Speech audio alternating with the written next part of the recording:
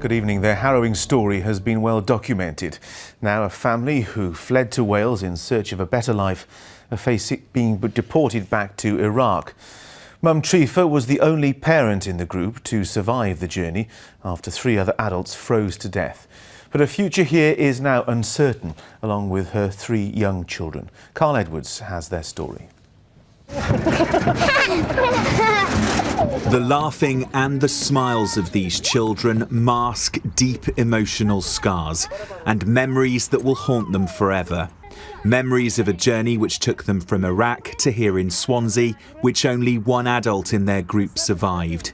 Freezing and starving, Trifa's husband died. Her brother and sister-in-law, the parents of her 4 nieces and nephews, also died. She managed to get them and her own 3 children to safety.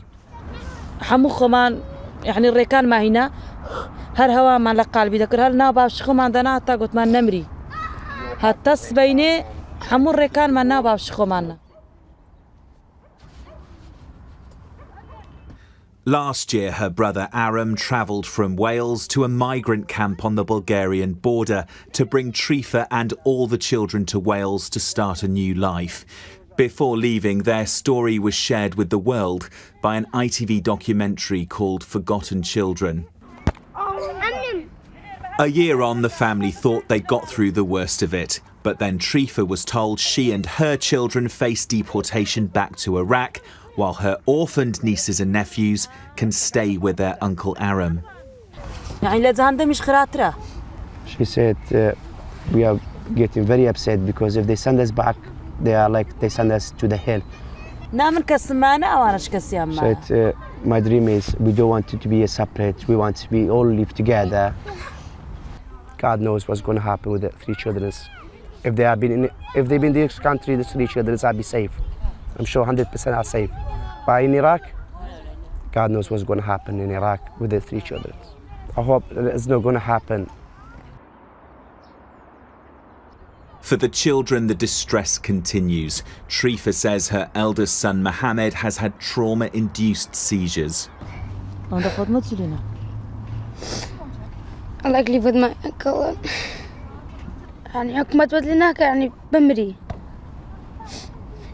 Home office, I like here because home office will help you. They don't let us to die. They feed us. The final decision will be made at an appeal hearing on the 18th of April. Their local AM says it shouldn't have got this far. The UK government has to take these situations on a case-by-case basis. They're not simply numbers on a UK immigration form. They are real people with real-life experiences, and I think that's something we need to get to grips with. A Home Office spokesperson said the UK has a proud history of granting asylum to those who genuinely need it, and every case is carefully considered on its individual merits.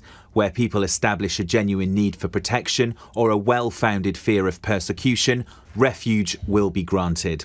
The family is getting support to help them with the appeal. Swansea City's paid legal fees after seeing the original documentary last year. You can talk about asylum seekers, you can talk about politics, the right and wrong, but these are children at the end of the day, and that's the important thing to us. You can see 7 beautiful kids who've done nothing wrong. And it's important, I think, for the likes of us ourselves as a club and a community to help as much as we can. Now the children support their local team. They're even learning the national language. What's your other language you've learnt while you're here? Welsh. You going to give me a little bit of Welsh? Yeah. Tell me some Welsh. Shmai Shidachi. Shmai Shidachi. Powdroid. Chwarae Yeah. Pêl-droed, play football. Diochavar. They are settled in Swansea, but for how long? The road ahead for this family remains extremely uncertain. After surviving the journey to get here, they could all now be separated, and some back where they started. Carl Edwards, ITV News, Swansea. I'm on the road again with the trolley and chair. Hi there. Hi. So you can sit down and speak up. Nothing changes around here. I voted to stay. We voted to leave. There was a reason why. I'll have the questions. What's this dog called? Maggie Thatcher. Maggie Thatcher. And you'll have the voter's voice. Ooh.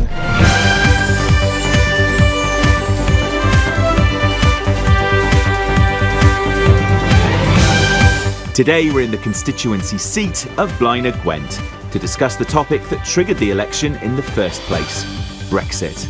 Well, this dragon sculpture was funded by the EU, along with many other projects in the constituency. But despite that, in last year's referendum, 62% of people living here voted out. They wanted to leave, they wanted to turn their backs on Europe. I was one of them. You voted to leave, yeah? Yes, yeah.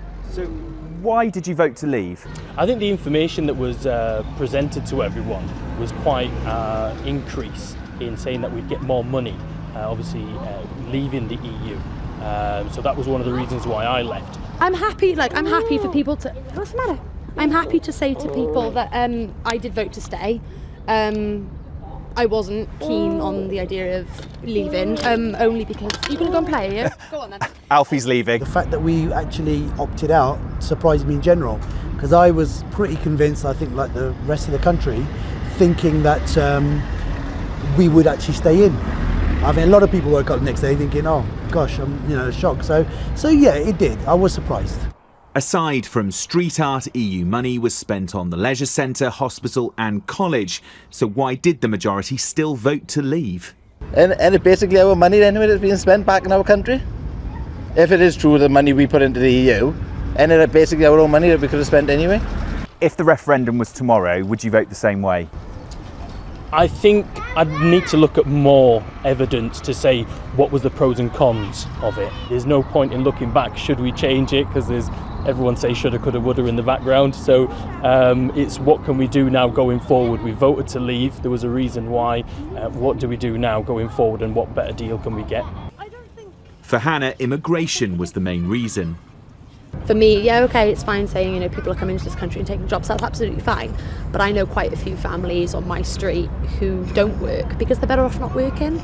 So it's really difficult for me to hear them say, oh, these people are coming over and taking our jobs. And my response, I want to respond and say, well, actually, because you don't want to do the job. So I find, I'm not surprised that Blaenau Gwent voted to leave at all. Yeah, oh, he swiped it. As the election battle continues, Brexit will still be the focus for many. A year on from the referendum, in a few weeks the people of Blaenau will be using their voice and having their vote again.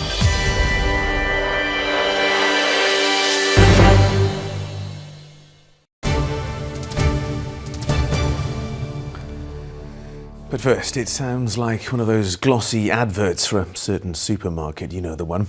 A prince, Father Christmas and a group of Inuits. In fact, Prince Charles was on a visit to Wales today and stopped by a school and his home in Carmarthenshire. By royal appointment, here's our correspondent Carl Edwards. The cheering and the chit-chat, the handshakes, the performing to a prince. Plus, a photo op with Santa. All the ingredients of a jolly royal visit. But Prince Charles was at Fitzallen High in Cardiff with a job to do. As its patron, he was flying the flag for Teach First, a training programme designed to support pupils in poorer areas. You'll have 0.4 recurring. Maths teacher Harry Morgan is one of the trainees who's now secured a full-time job here, although the Prince passed on taking a test. Have a chat with them. No, it's all right. Can you remember them? I think a lot is going in a really positive direction, and I want to be part of that. And I think the impact you can have in Wales is maybe slightly greater than what you might have in England. That would be my message to people who are thinking of coming across the border. While today was all about celebrating Teach First, it has been a challenging year. Its future was under the microscope since the Welsh Government stopped funding. But the director in Wales told me it's not under threat.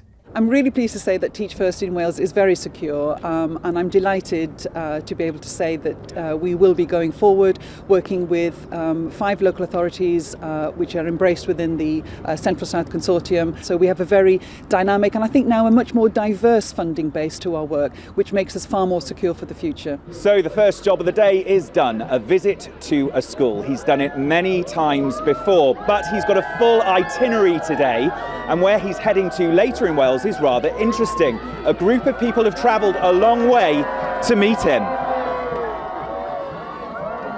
Because later in Llandovery, the Prince met a group of Inuits from the Canadian Arctic who've come to see how the Welsh language is championed to help them promote theirs. You've done it so well.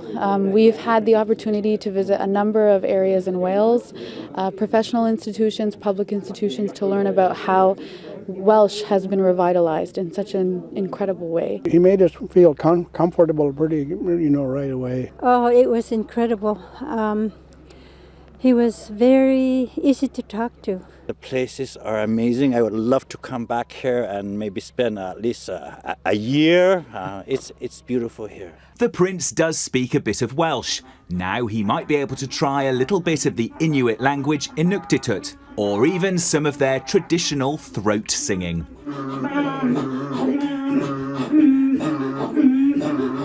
Carl Edwards, ITV News. Well, he won't forget that in a hurry, will he?